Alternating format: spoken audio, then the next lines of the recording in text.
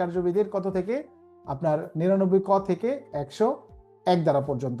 গতকালকের রিভিশন হবে আমাদের ফৌজদারি কার্যবিধির 94 থেকে 99 ধারা পর্যন্ত।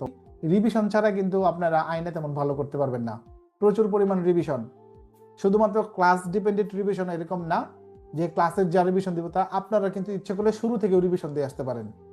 রিভিশনের ক্ষেত্রে 94 ধারাটা আমরা কি পড়ছিলাম? 94 ধারা আমরা পড়ছিলাম হচ্ছে যে দলিলাদি বা অন্যান্য যে জিনিসপত্রগুলো আছে এইগুলো হাজির করার জন্য ওসি সাহেবের একটা ক্ষমতা থাকবে, তিনি এই ক্ষমতা প্রয়োগ করে তাদেরকে ডাকতে পারেন। এখানে ওসির পাশাপাশি কিন্তু ম্যাজিস্ট্রেটের কথা বলা আছে।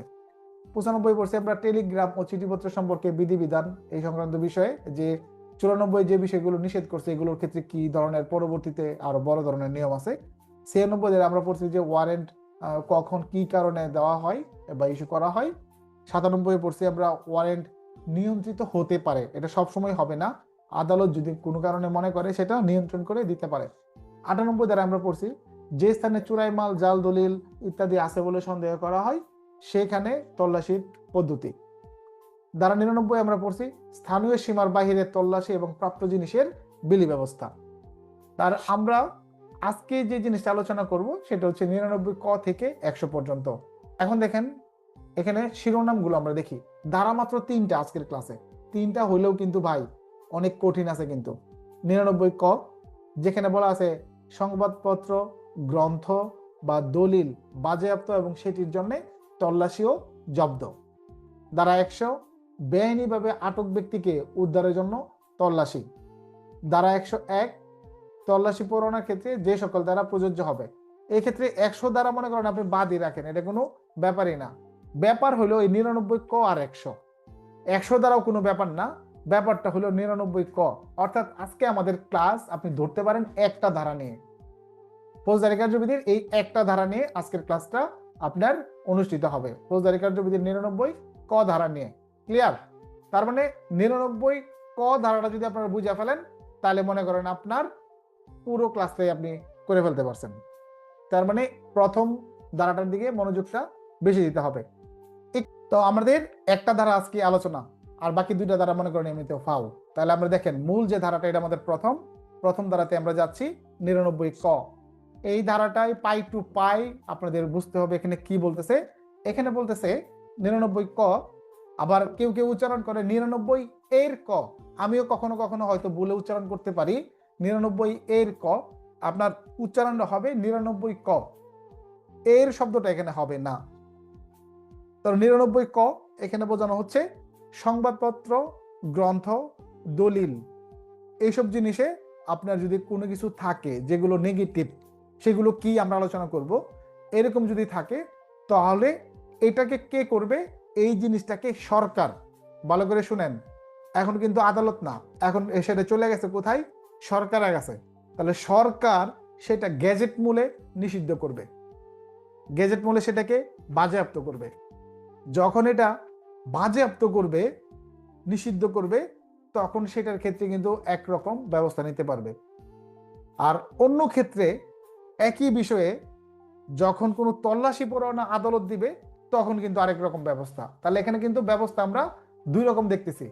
একটা হলো সরকার কর্তৃক যখন গ্যাজেট করে দিবে যে এটা নিষিদ্ধ করা হলো, এটা যেমন ধরেন আমি যদি বাস্তবিক অর্থে বলি, আমাদের কিছু বই আছে যেগুলাকে আমাদের মনে করেন যে হিজবুত তাহরির একটা সংগঠন আছে, নিষিদ্ধ সংগঠন আছে না? হিজবুত তাহরির নিষিদ্ধ সংগঠন আছে, তারা সাম্প্রতিকত আমাদের নিষিদ্ধ সংগঠন হয়েছে। তবে মনে করেন এরকম নিষিদ্ধ সংগঠন কর্তৃক ধরেন কোনো কিছু প্রকাশনা নিষিদ্ধ আছে, যেমন ধরেন আমার দেশ পত্রিকা অনেকদিন যাবত এটা বাংলাদেশে নিষিদ্ধ ছিল। পাইছেন কেউ আমার দেশ পত্রিকা? 5ই আগস্টের আগে পান নাই। আমার দেশ পত্রিকা বন্ধ ছিল। কি মূলে বন্ধ ছিল? সরকার এটাকে নির্বাহী আদেশ দ্বারা প্রজ্ঞাপন করে বন্ধ করে দিছে, তাই না? চ্যানেল 9 না 1, 21 টিভি এগুলো বন্ধ ছিল না? বন্ধ ছিল কিনা? কোন ক্ষমতায় বন্ধ ছিল? এই 99 ক মূলে আপনার এগুলা বন্ধ ছিল। প্রকাশনা, সংবাদপত্র, মিডিয়া এগুলা বন্ধ করে দেওয়ার ক্ষমতা হয়েছে এই 99 ক। কার ক্ষমতা এটা? আদালতের না সরকারের? কার? সরকারের। বুঝেন, এখানে মুখস্থ করার কিছু নাই, জাস্ট বুঝেন, পরে সব সহজ। কার এটা ক্ষমতা? সরকারের।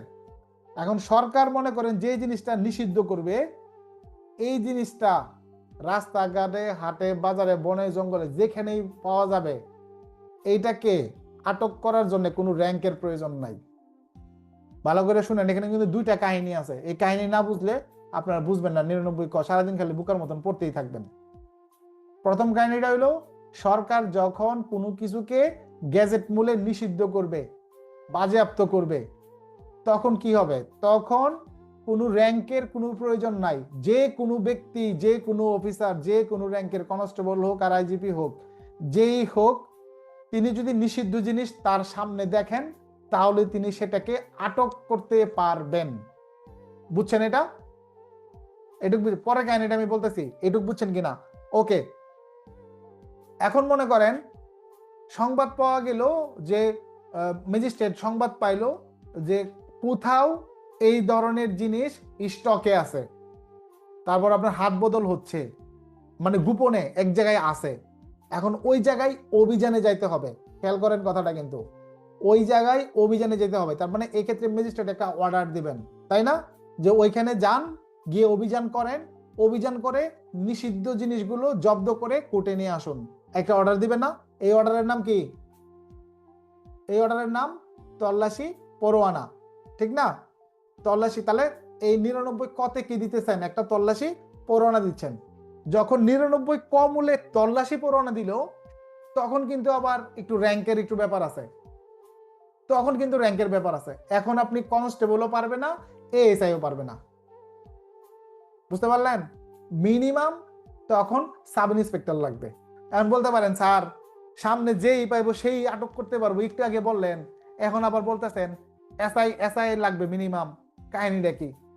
কাহিনীটা কি কে বলতে পারবেন দেখি? এই যে আমি সংক্ষিপ্ত ভাবে বুঝাইলাম, এই বুঝানো অনুসারে কোনো ধারা উপধারা বিধি কিচ্ছু লাগবে না, জাস্ট মর্ম কথাটা দেখি কে বুঝাইতে পারেন। সরকার কর্তৃক যে সংবাদপত্র গ্রন্থ যেগুলা এই গ্যাজেট দ্বারা বাতিল করা হয়েছে, সেগুলো স্যার বাংলাদেশে যেখানে পাবে সেখানে স্যার এই কনস্টেবল পদমর্যাদা থেকে শুরু করে সবাই আটক করতে পারবেন। কিন্তু সেখানে যদি তল্লাশি করার প্রয়োজন হয় তাহলে স্যার এসআই নিম্ন হবে না। মাশাল্লাহ, বোঝানোর কিছু নাই। এইটাই ছিল পেজটা, যে এটা আমরা অনেক ক্ষেত্রেই বুঝি না, অনেক ক্ষেত্রেই বুঝি না। একমত স্যার। সংক্ষেপে খালি বলতে হবে গেজেটের মাধ্যমে সবাই পারবে নিষিদ্ধ হইলে, আর গেজেট ছাড়া তল্লাশি পরোয়ানা হলে শুধু সাব ইন্সপেক্টর। That's enough. ঠিক। এই যে 99 ক, এখানে দেখেন প্রথম এক উপধারায় বলছে যে সংবাদপত্র, গ্রন্থ, মানে বইও কিন্তু হতে পারে। হ্যাঁ, যেমন ধরেন বাংলা সাহিত্যের মনে করেন যে একজন বাংলা সাহিত্যের হুমায়ুন আহমেদ না, কিন্তু হুমায়ুন আজাদ নামে একজন আপনার এই ছিলেন, শিক্ষক ছিলেন ঢাকা ইউনিভার্সিটির, যাকে কিন্তু আপনার সন্ত্রাসী হামলায় কিন্তু করা হয়েছিল, হত্যা করা হয়েছিল। জানেন না এটা? জানেন তো? হুমায়ুন আজাদ বাংলা ডিপার্টমেন্টের দেখবেন উনি লিখছিল ওই নারী নারী নামে বই লিখছে। তারপরে আপনার এখানে অনেক ধরনের, আমি পড়ছি বইটা। মনে করেন বাংলাদেশে কিন্তু নিষিদ্ধ জিনিসের প্রতি আকর্ষণ থাকে বেশি। যদি যে একটা নিষিদ্ধ করে দিলাম, এই মনে করেন এটা কিনতে বই না জানি কি আছে এর ভিতরে। যেমন তসলিমা নাসরিনের বই যখন নিষিদ্ধ, আরে বাবা রে বাবা, কি ডিমান্ড! 100 টাকার বই মনে করেন 10,000 টাকাও বিক্রি হয়েছে, না জানি কি আছে এই বইয়ের ভিতরে, এটা লাগবই আমার। ওই যে আমি মেজর ডালিম বলছি না কি, পরে অমুকের ফাঁসি যায়, এরকমের বইগুলো আছে না, খুব চলে না? খুব চলছে, কিন্তু এখন কিন্তু ওপেনলি রাস্তাঘাটে বিক্রি হয়। তো এরকম নিষিদ্ধ করলেই মনে করেন যে আকর্ষণ বাড়ে। তো এই বইও কিন্তু এর ভিতরে আছে। তার মানে সংবাদ মিডিয়া, গ্রন্থ, তারপর আপনার দলিল বলতে এখন কি বুঝতেছেন? জায়গা জমির দলিল, দলিলের সংজ্ঞা বুঝেন তো? দলিল মানে হচ্ছে যে কোনো কিছুর উপর অঙ্কিত, মুদ্রিত, হ্যাঁ, আপনি যা কিছুই হোক সেটা হলো কি দলিল। বর্তমান সাক্ষ্য আইনের নতুন ভার্সন অনুযায়ী ডিজিটাল রেকর্ডে সংরক্ষিত কোনো কিছু দলিল বলে গণ্য হবে। মানে আপনার মেমোরি কার্ডের ভিতরে যেটা আছে এটাও দলিল, ফেসবুকে যেটা আপনি পোস্ট করছেন এটাও দলিল। ক্লিয়ার? দলিলের বিষয়টাও কিন্তু বুঝাই দিলাম, দলিল কিভাবে কিন্তু আপনার এক্সটেনশন হয়েছে। তো এই জিনিসগুলো যখন সংবাদপত্র, মিডিয়া, গ্রন্থ, দলিল আপনার এগুলো থাকবে, সেগুলো যদি থাকে, কি থাকে এবার আমরা দেখি, প্রেজেন্টেশন শেয়ার করি। আবার এখানে এক বা একাধিক তথ্য লিপিবদ্ধ থাকে, তবে সরকার গেজেট প্রকাশের মাধ্যমে তা বাজেয়াপ্ত করতে পারবেন। গেজেট মাধ্যমে বাজেয়াপ্ত করার পর যে কোনো পদবীর পুলিশ অফিসার তা বাংলাদেশের যেখানেই পাবেন সেখানেই আটক করতে পারবেন। তবে তল্লাশি করে আটক করতে হলে অবশ্যই এসআইআর নিম্নে হওয়া যাবে না। বাস থিমটা এটা আমরা বুঝছি। এবার আমরা ক্ষেত্রগুলো দেখি যে কোন কোন ক্ষেত্রে আমরা এই কাজগুলো করতে পারি, নিষিদ্ধ করতে পারে, সরকার নিষিদ্ধ করতে পারে, আমাদের জানা দরকার আছে, তাই না? পরীক্ষায় আসতে পারে। ক, রাষ্ট্রের নিন্দা করা বা সার্বভৌমত্বের জন্য হুমকি স্বরূপ বা রাষ্ট্রদ্রোহ বা বিভিন্ন শ্রেণীর মধ্যে শত্রুতা সৃষ্টি বা অশ্লীল বই বা কোনো শ্রেণীর ধর্মীয় বিশ্বাসে অবমাননা বা জনসাধারণের শান্তির বিরুদ্ধে কার্য বা এমন কথা বা ক্ষতির কারণ হয়ে দাঁড়ায়। যদি সেটা সরাসরি কোনো অপরাধে সম্পৃক্ত হয়ে যায় তাহলে কিন্তু ওই অপরাধের জন্য আলাদাভাবে কিন্তু ব্যবস্থাও নেওয়া যায়, সেটা ভিন্ন বিষয়। খ, এমন কোনো বিষয় যা মহামান্য রাষ্ট্রপতি বা মাননীয় প্রধানমন্ত্রী বা মাননীয় যে স্পিকার বা মাননীয় বিচারপতি আছেন তাদের জন্য সেটা মানহানিকর। দেখবেন বর্তমানে এমন একটা সিচুয়েশন আসছে যে মানে এইসব ব্যক্তিদের পদগুলোকে নিয়ে আমরা কিন্তু যা ইচ্ছা তাই কিন্তু বইলা ফেলাই। বিশেষ করে ধরেন কিছু সাংবাদিক আছে যারা রাস্তাঘাটে মনে করেন মানুষের যা ইচ্ছা তাই জিজ্ঞেস করে না। এখানে মনে করেন একেবারে আমাদের প্রধান উপদেষ্টা থেকে শুরু করে আপনার অন্যজনের একদম বাইনেমে পর্যন্ত কথা জিজ্ঞেস করে এবং তাদেরকে অসম্মানজনক কথাবার্তা বলে। এইগুলো কিন্তু একদম ফৌজদারি ক্রাইম। ফৌজদারি ক্রাইম না? ক্রাইম কি না? ফৌজদারি ক্রাইম। আপনি কোনো ব্যক্তির কার্যক্রম নিয়ে আপনি কথা বলতে পারেন, কিন্তু ওই পদকে নিয়ে আপনি কোনো কথা বলতে পারেন না। বুঝতে পারতেছেন? আপনার ধরেন যে এই পদে যারা ছিল ওই ব্যক্তিটাকে আপনার খারাপ লাগতে পারে, ওনার কার্যক্রম সম্পর্কে বলতে পারেন, কিন্তু একটা রাষ্ট্রের এই পদকে নিয়ে আপনি কোনো কথা বলতে পারেন না। ওই ব্যক্তিকে নিয়ে আপনি কথা মন্তব্য করতে পারেন, সমস্যা নাই, যে অমুক ব্যক্তি তিনি এই ধরনের, কিন্তু এই পদ অনুযায়ী আপনি কোনো কথা বলতে পারবেন না তাকে অসম্মান করে। এখানে কথা বলতে গেলে আপনাকে অবশ্যই সম্মান দিয়ে কথা বলতে হবে। এটা রাষ্ট্রীয় নিয়ম, আপনার কিছু করা আছে, সাংবিধানিক নিয়ম, আপনি মানতে বাধ্য না? আপনি মানতে বাধ্য কিনা? মহামান্য শব্দের অর্থ কি বলেন? বাংলাদেশে এক ব্যক্তির ক্ষেত্রে মহামান্য ব্যবহার করা হয়, মহামান্য রাষ্ট্রপতি, অর্থাৎ যেখানে মানতে আপনি অবশ্যই বাধ্য, এটা হচ্ছে মহামান্য। যে ব্যক্তি আদালতের ঊর্ধ্বে থাকে মহামান্য। আর মাননীয় শব্দের অর্থ কি? মাননীয় শব্দের অর্থ হলো যাকে মানা আপনার আইনগতভাবে আপনার দায়িত্ব কর্তব্য, সেটা হচ্ছে মাননীয়। আর সম্মানিত হইলো আপনি যেটা নিজের থেকে দিতে চান সেটা হলো সম্মানিত।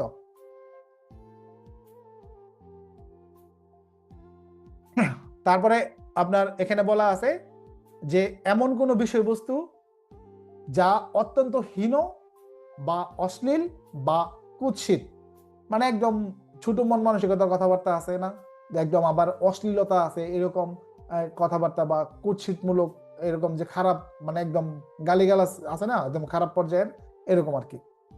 তারপর আছে বড় গ, যেখানে আছে এমন কোনো কথা বা আচরণ যা কোনো ব্যক্তিকে বা কোনো শ্রেণীর ব্যক্তিবর্গকে আমলযোগ্য অপরাধ সংগঠনে উত্তেজিত করে বা করতে পারে।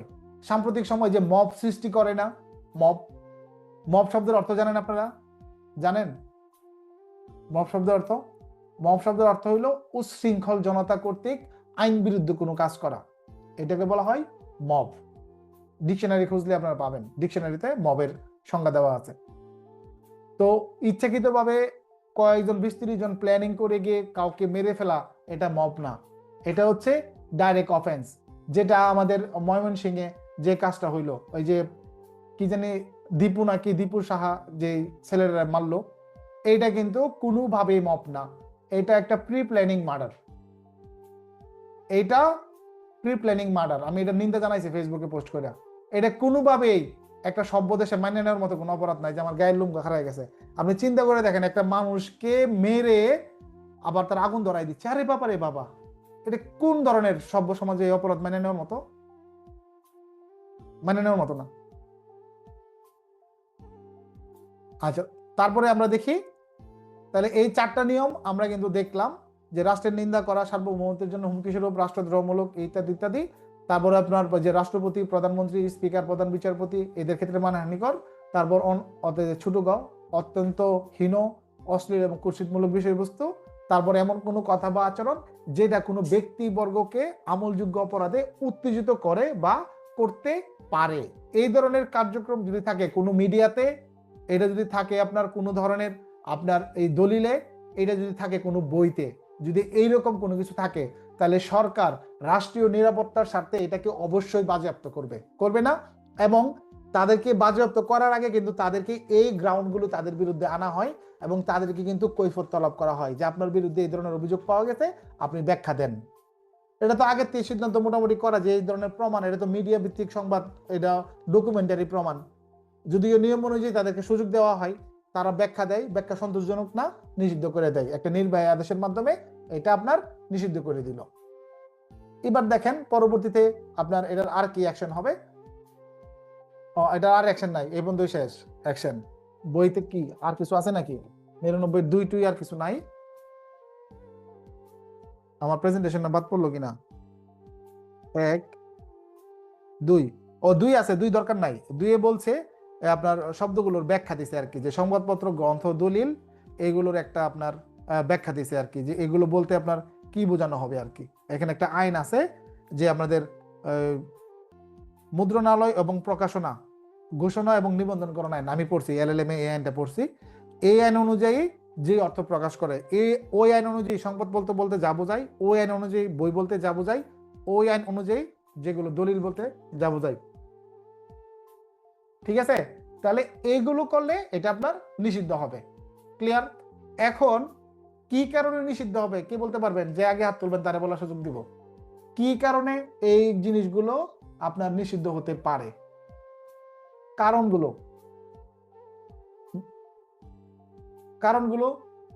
দেখে বলা যাবে না, জাস্ট নিজের মন মতো করে দুইটা বললে দুইটাই। স্যামসাং বলেন। স্যার ওয়ালাইকুম আসসালাম, বলেন। স্যার যেহেতু সরকার গেজেট ঘোষিত, যেহেতু রাষ্ট্রদ্রোহী, রাষ্ট্রের জন্য অনেক ক্ষতিকারক বা জনসাধারণের জন্য অনেক ক্ষতিকারক, এই কারণে স্যার এটা ঘোষিত হতে পারে। আর কি কি আছে? উম, রাষ্ট্রের জন্য ক্ষতিকারক, জনসাধারণ এবং কোনো মানে কোনো মন্ত্রী বা কোনো সরকারের জন্য দুর্নাম বা কোনো কিছু এরকম ওকে, জাতীয় কিছু, স্যার। মাশাআল্লাহ। এই চেষ্টা করছেন, আরেকবার দুই একবার লিখে চেষ্টা করবেন, দেখবেন হয়ে গেছে। সজীব বলেন। স্যার আসসালামু আলাইকুম। প্রথম হচ্ছে স্যার রাষ্ট্র রাষ্ট্রের জন্য হুমকি স্বরূপ বা সর্বমুহূর্তের প্রতি হুমকি স্বরূপ এরকম প্রকাশনা। দ্বিতীয় হচ্ছে প্রধানমন্ত্রী, সরকার, প্রধান বিচারপতি, স্পিকার তাদের বিরুদ্ধে কোনো প্রকাশনা। তারপরে হচ্ছে স্যার কুৎসিত রটনা বা যেগুলো অশ্লীল, যেসব প্রকাশনা সমাজের জন্য হুমকি স্বরূপ, খারাপ, এরকম অশ্লীল প্রকাশনা। আর চতুর্থ হচ্ছে স্যার কোনো আচার আচরণ বা কোনো কোনো লেখা যেটা দ্বারা মানুষকে আমলযোগ্য অপরাধে উৎসাহিত করে বা মব সৃষ্টি করতে পারে, মানুষের ক্ষতি হতে পারে, এরকম স্যার। ধন্যবাদ সজীবকে, পাশাপাশি ফারুক, রবিন, সজীব 2 আর কি, তাদেরকে অসংখ্য ধন্যবাদ। আমরা মোটামুটি ক্লিয়ার 99 ক ধারাটা এখানে প্রথমত নিষিদ্ধ করতে পারে, নিষিদ্ধ করলে যে কেউ সেটা আরোপ করতে পারে। তারপর যদি সেখানে তল্লাশি করতে হয় তাহলে আদালত তল্লাশি পরোয়ানা দিতে পারে, সেই ক্ষেত্রে সাব ইন্সপেক্টর টু আপ তারা তল্লাশি করতে পারবেন। ক্লিয়ার? এবার যাব আমরা পরের ধারাটা থেকে। পরের দুটা ধারাতে আমি আগেই বললাম যে পড়ার কিছু নাই। পরেরটা হলো আপনার মনে করেন 100 ধারা, যেখানে বলা আছে বেআইনিভাবে আটক ব্যক্তিকে উদ্ধারের জন্য তল্লাশি। দেখেন এই ধরনের সংবাদগুলো কার কাছে যাবে? বেআইনিভাবে আটক ব্যক্তিকে উদ্ধারের জন্য তল্লাশি, এই সংবাদটা প্রথমত যাবে কার কাছে? 100 ধারায় পুলিশের কাছে না ম্যাজিস্ট্রেটের কাছে? এটা আগে আপনাকে বুঝতে হবে। 100 ধারার সংবাদ প্রাপ্ত অফিসার হচ্ছে একজন ম্যাজিস্ট্রেট, পুলিশ না। কে? 100 ধারার যে প্রশ্ন, এটার যে রিসিভকারী অফিসার তিনি কে? আদালত, ম্যাজিস্ট্রেট। ম্যাজিস্ট্রেটের কাছে যখন বলবে কেউ গিয়ে, স্যার আমার অমুকরে আটকায় রাখছে, স্যার ওনারে উদ্ধার করে দেন, আর ম্যাজিস্ট্রেট কি আপনার সাথে এসে উদ্ধার করে দিবে? ম্যাজিস্ট্রেট একটা সার্চ ওয়ারেন্ট দিয়ে দিবে, অফিসার ইনচার্জ অমুক বা পুলিশ সুপার অমুক ব্যবস্থা নিন, একটা ওয়ারেন্ট দিয়ে দিল। সেই মোতাবেক ওসি আবার ওসিকে লিখে দিল, এসপি আবার ওসিকে লিখে দিল। আবার ধরেন ওসি সরাসরি পাইতে পারে, ওসি আবার লিখে দিল এসআই অমুক, এসআই অমুক ব্যবস্থা নিন। এরকমটাই তো, তাই না? তো এই ক্ষেত্রে যে বিধানটা আপনাদের মনে রাখতে হবে, যদি কখনো পরীক্ষাতে প্রশ্ন করে সৃজনশীল প্রশ্ন, মনে রাখেন প্রশ্নটা কি রকম হতে পারে। তখন কিন্তু উত্তর যারা 100 দ্বারা লিখবেন তারা কিন্তু বর্গীয় জয় ঋষিকার অন্তস্থ র রস্যকার কি হলো জিরো, জিরো পাবেন। কিভাবে পাবেন জিরো? কারণ পুলিশের কাছে যখন সংবাদ যাবে, পুলিশ কিন্তু 100 ধারায় ব্যবস্থা নিতে পারে না, পুলিশ ব্যবস্থা নিবে অন্য ধারায়। আমলযোগ্য অপরাধ পুলিশ প্রতিরোধ করবে, পুলিশ একজন মানুষের জীবন বাঁচাবে, ধারা আছে। পুলিশ এক জায়গায় বিনা পরনে তল্লাশি করবে, আপনার সে ক্ষমতা আছে। পুলিশ অপহরণের মামলা নিতে পারে, নিয়ে পরে আপনার উদ্ধার করতে পারে, কোনো সমস্যা নাই। বা সংবাদ পাওয়ার সাথে সাথেই দ্রুত ব্যবস্থা নিতে পারে। মানব পাচারের ক্ষেত্রে মামলা রেকর্ড ছাড়াই প্রতিরোধমূলক অভিযান করতে পারে। আছে না এগুলো ক্ষমতা পুলিশের? আছে কিনা? তখন কিন্তু পুলিশ হিসেবে আপনার ক্ষমতা প্রয়োগ করবেন, 100 ধারা না। 100 ধারা কখন জানেন? 100 ধারা কখন? মনে করেন এই যে জামাই বউ ঝগড়া লাগে না, জামাই বউ ঝগড়া লাগে, এখন বউ মনে করেন যে যেই পরিবারের শাশুড়ি একটু বেশি বুঝায়, বউয়ের মা আর কি, মনে করেন গেছে, এই এর জামাই ভাই যাওয়ান দরকার না, সংসার করা লাগতো না, তো এর চাপালা জায়গায় তোরা বেদ দেম আবার, মানে মেয়ের আবার বেদে লাগবো, মনে করেন আছে না এরকম? মনে করেন যে সংসারে অশান্তি একটা লাগাই দিল, আর কিন্তু বুঝাইলো না, কিংবা বুঝালো না যে ওই শাশুড়ি তোর মা, আমরা চেয়ে তারাই তোর এখন আপন, এই বুদ্ধি কিন্তু দিল না। কি উস্কানি দিল? তোর যাওয়া লাগবো না, তুই থাক, এই জামাইরে বাদ দে, এরকম জামাই বাদ দিয়া এরকম কি করবো আর কি।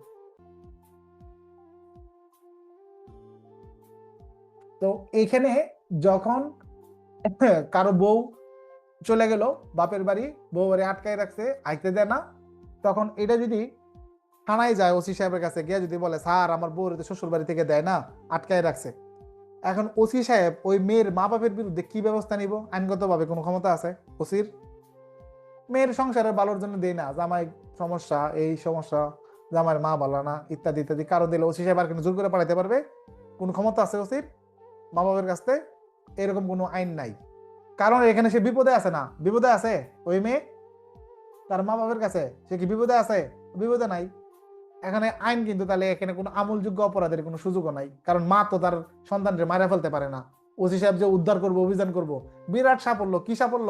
স্যার অমুকের বউয়ের উদ্ধারের জন্য অভিযোগ করছিল, মা বাপের কাছ থেকে মেয়ের উদ্ধার করে জামাইয়ের কাছে বুঝাই দিছি, বিরাট সাফল্য অভিযান। না, এখানে পুলিশের ক্ষমতা নাই। এইটার বিষয় এই 100 ধারায় গিয়ে কোর্টে সার্চ ওয়ারেন্টের আবেদন করা লাগে। স্যার আমার বউরে অবৈধভাবে আটকায় রাখছে, আমার বউরে আমার কাছে ফিরাই দেওয়ার ব্যবস্থা করেন। তখন কোর্ট বলে ওসি অমুক থানা আপনি উদ্ধার করে ভিকটিমকে আমার সামনে হাজির করেন। এই দেখবেন 100 ধারায় কিন্তু কথা বলা আছে যে ম্যাজিস্ট্রেটের সামনে হাজির করতে বলছে। তখন এই সার্চ ওয়ারেন্ট নিয়ে যখন আমি আসব, তখন কিন্তু ওই মেয়ের মা বাপ কিন্তু আর বাধা দিতে পারবে না, তখন কিন্তু আমাদের সাথে দিতে কিন্তু বাধ্য। নারী পুলিশ নিয়ে আসবো, ওই মেয়ের উদ্ধার করবো, করে কিন্তু আদালতের কাছে নিয়ে যাবো। তখন আদালত ওনার কাছে শুনবে ওই মেয়ের কাছে, তোমার কি তোমার মা বাপ যাইতে দেয় না, নাকি তুমি যাও না, কোনটা? তখন যদি মেয়ে বলে স্যার আমি তো জামাইয়ের ভাত খাইবার চাই, আমার মা যাইবার দেয় না, তখন কি বলবে আদালত? এই আপনার বউ আপনি বুঝে নেন, যান আপনার বাপের বাড়ি যাওয়া লাগবে না, জামাইয়ের লগে যান। তখন আদালত এখানে বুঝাই দিব। একইভাবে সন্তানের জন্য অনেকে থানায় আসে না। আপনারা যারা এএসআই ডিউটি অফিসারগিরি করেন, আপনার প্রত্যেক মানে প্রায় সময়ই পান বা চাকরি লাইফে পাইছেন, যে দেখবেন বাপে গেছে বা মা আসছে থানায়, স্যার আমার সন্তানটা স্যার এরকম, বা ডিভোর্সের পর্যায়ে চলে গেছে বা ডিভোর্স হয়ে গেছে, এরকম হইতে পারে। ওই মুহূর্তে দেখা গেছে যে আইনের বিরুদ্ধে গিয়ে অভিভাবক ঝগড়া কিন্তু সন্তানের জোর করে রেখে দিছে, রাখার কথা মা রাখছে বাপে, রাখার কথা বাপ রাখছে মা, এরকম হয় না? তখন এসে আদালতের কাছে বলে যে আমার সন্তানকে অবৈধভাবে আমার প্রাক্তন স্বামী বা বর্তমান স্বামী সে জোর করে আটকায় রাখছে, দেয় না, ভরণ পোষণ দেয় না, ইত্যাদি ইত্যাদি অভিযোগ করে। তখন আবার এই উদ্ধারের জন্য আবার সার্চ ওয়ারেন্ট দেয়, এইটা নিয়ে আবার থানায় আসে। এইরকম অভিযোগ নিয়ে যখন আপনার থানায় কেউ আসবে, পরামর্শ দিবেন তাকে। যে দুটো ঘটনা আমি বুঝাই বললাম, সন্তান নিয়ে এবং বউ নিয়ে, এইরকম কোনো বিষয় নিয়ে যখন কোনো কিছু আসবে, আপনি ডিউটি অফিসার, তখন আপনার পরামর্শ হলো তাদেরকে আদালতে যাওয়ার জন্য পরামর্শ। কিন্তু যদি কেউ এই ধরনের সংবাদ আসে, স্যার আমার মেয়ের তো স্যার অমুক জায়গা থেকে ফোন দিছে, অমুক জায়গায় আটকায় রাখছে, স্যার 1 কোটি টাকা না দিলে বা 1 লাখ টাকা না দিলে তার আমার মেয়েরে স্যার দর্শন করবে বা মারা ফেলবে, এই ধরনের সংবাদের ক্ষেত্রে কি আপনি বলবেন যে কোর্টে যান, কোর্টে পারমিশন নিয়ে আসেন, 100 ধারায় সার্চ ওয়ারেন্ট করে নিয়ে আসেন? বলেন, আপনি মানুষ হিসেবে বলেন, আইন লাগবে না। পুলিশ হিসেবে আপনার কাজ কি? ভিকটিমকে উদ্ধার করে না? উদ্ধার করা কিনা? এই মুহূর্তে সার্চ ওয়ারেন্টের কোনো প্রয়োজন নাই। পুলিশের 149 ধারায় ক্ষমতা দেওয়া আছে, একদম পুলিশের নাম উল্লেখ করে দেওয়া আছে। প্রত্যেক পুলিশ অফিসার তার সাধ্য অনুযায়ী আমলযোগ্য অপরাধ প্রতিরোধ করবে। তার মানে কি ঠেকাবেন, অ্যাজ লাইক কি Singham, as like Robin Hood, Hercules নাকি, তারপরে আপনার ওই পুষ্পা, এই যে আমাদের যে নায়কগুলা আছে এদের মতো, ঠিক না? আপনি একাই 100 ওয়ান ম্যান আর্মি, আরে না, এনে একটু কিন্তু দিয়ে দিছে। প্রত্যেক অফিসার তার সাধ্য মোতাবেক চেষ্টা করবে। আপনাকে বুঝতে হবে আপনি এক এসআই, এক এসআই, 2 কনস্টেবল নিয়ে ডিউটি করতেছেন, 2000 লোকের একটা মিছিল আইতাছে, লাঠি সুটা দাও কুড়াল সহ, আপনি গিয়ে 3 জন সামনে দাঁড়াইবেন, কেউ আগাবি না, একদম আগাইলে কিন্তু শেষ করে দিব। আপনি বলেন আপনার অস্তিত্ব থাকবো 2000 লোকের সামনে 3 জনের? থাকবো কিনা? থাকবে না। তার মানে এটা আপনার সাধ্যের বাইরে। তখন আপনার কাজ কি? তখন আপনি সংবাদ জানাই দিবেন 150 দ্বারাই, স্যার তাড়াতাড়ি আয়েন, এরা তো এরকম করতেছে স্যার, এখানে তো পুরো তছনছ করে লাগবো, ফোর্স পাঠান। যখন আপনার ফোর্স বাইরে গেল, শক্তি বাইরে গেল, তখন আপনি অ্যাকশনে গেলেন। এটাকেই বলা হয় সাধ্য মোতাবেক প্রতিরোধ। তাহলে এই 149-এ আপনার এই সাধ্য মোতাবেকের আপনার আছে। তাহলে একটা ভিকটিমকে উদ্ধার করার জন্য আমরা বুঝতে পারি যে অপরাধী দল 4-5 জন থাকে, এই ক্ষেত্রে 2-3 জন পুলিশ গেলে ওরা পালাবে, পালাবে না? পালাবে। কিন্তু আমি একদিন রাতের বেলা টহল ডিউটি করতেছি, এই পাকুন্দিয়া থানার আপনার মির্জাপুর নামে একটা জায়গা আছে এই রোডে, রাতের 3টার দিকে, ঠিক আছে? তখন আমাদের ডাকাত দল আমার গাড়ি, মানে আমি যে গাড়িতে ডিউটি করতেছি এই গাড়ি আটকেছে ডাকাতি করার জন্য। যে আটকাইছে প্রায় ধরুন 30-35 জন হইবো ভাই, খালি এক ঝলক আমি দেখলাম। ওরা যেই দেখছে পুলিশ, এই 40 জন লোক যদি চেষ্টা করতো আমগরে ছিন্ন ভিন্ন করে নিয়ে যেতে পারতো, কিন্তু একটা লোকও এখানে 2 সেকেন্ডের বেশি দাঁড়ালো না, চোখের পলকে চলে গেল।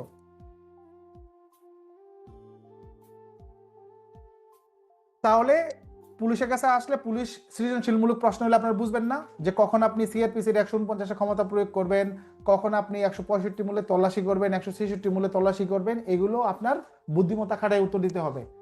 এখন ধরেন ওই ধরনের সংবাদ যেগুলো আপনার এখতিয়ারের বাইরে, এই ধরনের সংবাদ আসলে আপনি তাকে পরামর্শ দিয়ে দিবেন, বাস শেষ। পরামর্শ দিতে কোনো আইন লাগে না, আইনগত রাস্তা একজনকে আপনি দেখাই দিতে পারেন, সমস্যা না? সমস্যা আছে কোনো? এগুলো হলো পুলিশ হিসেবে আপনার দায়িত্ব কর্তব্য। যেখানে কোনো কিছু পাইবেন না, পুলিশ এনে 23 ধারা মারিয়ে দিবেন, কিছু করার নাই, এটা আপনার পুলিশ হিসেবে দায়িত্ব কর্তব্য। একটা কিছু এত লাগবো, লেখা লাগবে না, দিয়ে দিবেন পুলিশ এনে 23 ধারা, সহজ হিসাব। আপনার তো সবকিছু থাকে না, একটু দিয়ে দিলেন। এটা হলো কি, যখন কোনো কিছু নাই, এটা হলো শেষ হাতিয়ার, আপনি লাগাই দিলেন। আর প্রবিধান কত? 118 দিয়ে দিলেন। এটা হচ্ছে কি, যখন কোনো কিছু পাইতেছেন না, দেন চালাই দেন, কোনো সমস্যা নাই। তখন হচ্ছে এইগুলো। আবার সব ক্ষেত্রে বলেন না যে স্যার তো বলছিল দিয়ে দিতে, আপনার মনে নাই, আপনি পারেন না, তখন যদি আপনি আবার এটা লেখেন পুলিশ আইনের 23 ধারা, পিআরবির 118, তাহলে হইব? তাহলে তো হইব না। এটা হয়েছে দেখতেছেন যে মিলে না, আর কোনো কিছু পাইতেছি না, কিন্তু পুলিশে এই কাজটা করে, আপনি এটা দিয়ে দিলেন। এমন কোন আইন দেখাতে পারবেন বাংলাদেশে যে পুলিশ যে ট্রাফিক নিয়ন্ত্রণ করবে, এমন কোন আইন আছে বাংলাদেশে? যে কোন গাড়ি থামবে, কোনটা যাবে, কোনটা ডাইনে যাবে, কোনটা বামে যাবে, কোনটা ইউটার্ন নিতে পারবে না, যে কাজটা পুলিশ ডিউটি করে, এইটা কিসের ভিত্তিতে করে, কোন আইন মোতাবেক করে? আমাকে দেখায়েন তো। সড়ক পরিবহন আইনে আছে আইন অমান্য করলে পুলিশ মামলা দিতে পারবে, কোনো সমস্যা নাই।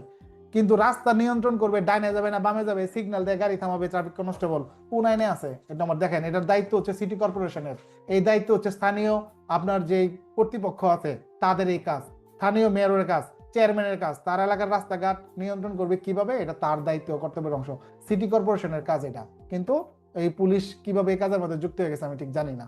এই কাজ এখন পুলিশের দায়িত্ব কর্তব্য হয়ে গেছে, এই যে সিগন্যাল দেওয়া। কিন্তু রাস্তাঘাটে সুশৃঙ্খলতা বজায় রাখা, কেউ আইন অমান্য করলে ব্যবস্থা নেওয়া, এটা পুলিশের কাজ, আইন করে কাজ।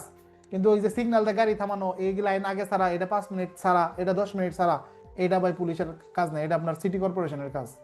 সিটি কর্পোরেশনকে আমরা সহায়তা করতে পারি আইন প্রয়োগ, কারণ আইন কেউ অমান্য করলে আমরা প্রেজেন্ট থাকবো, আমরা ব্যবস্থা নেব।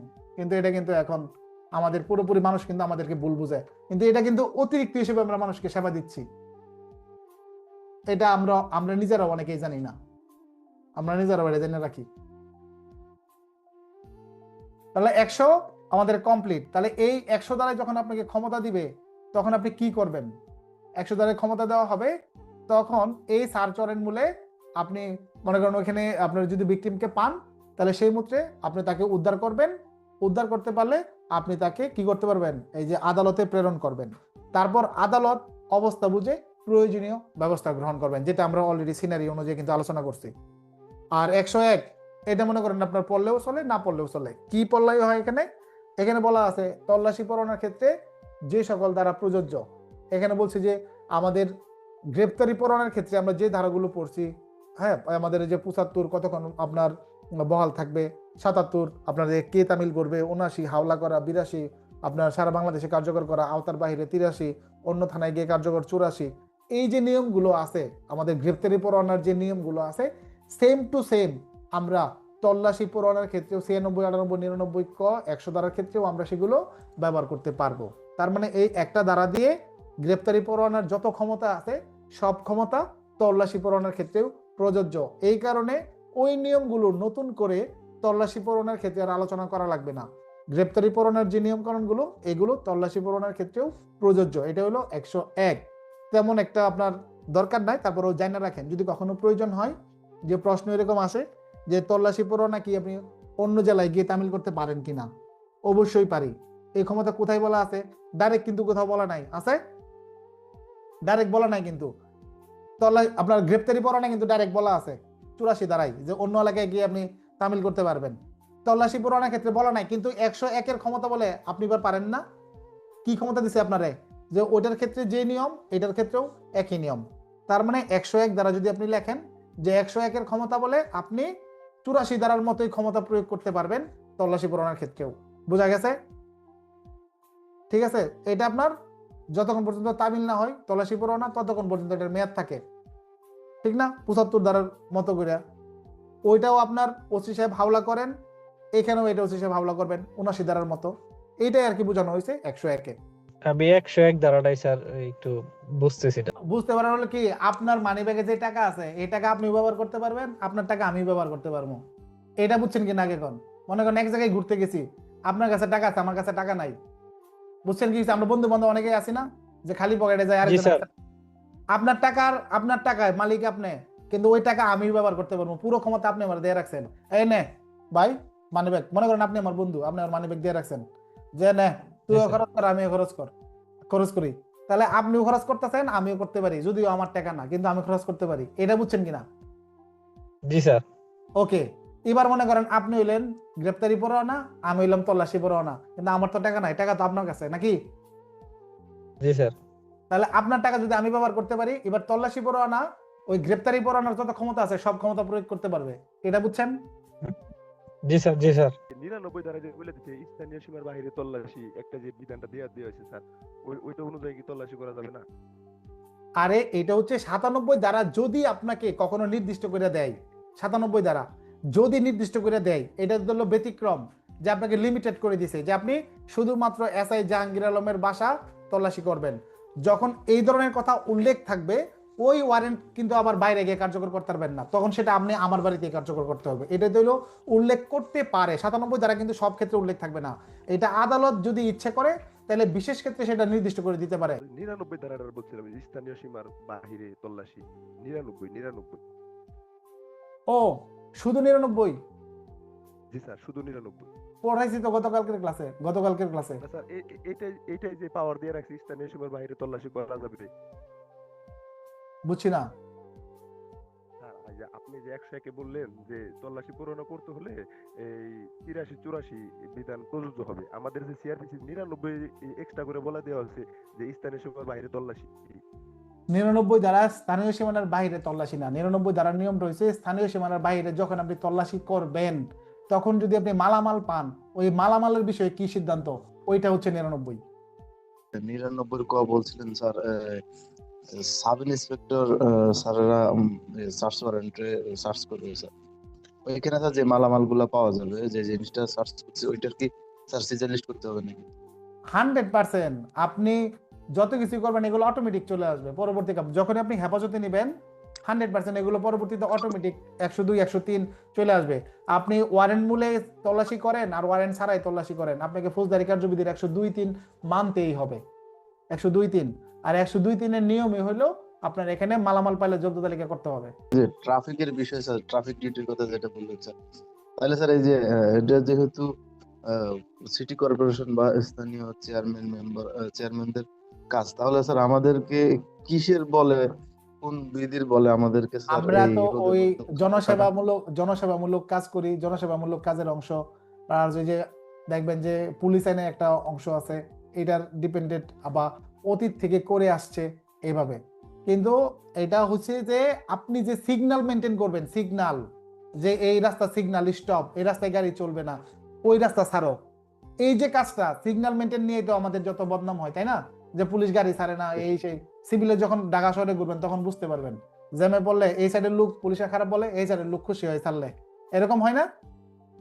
জি স্যার।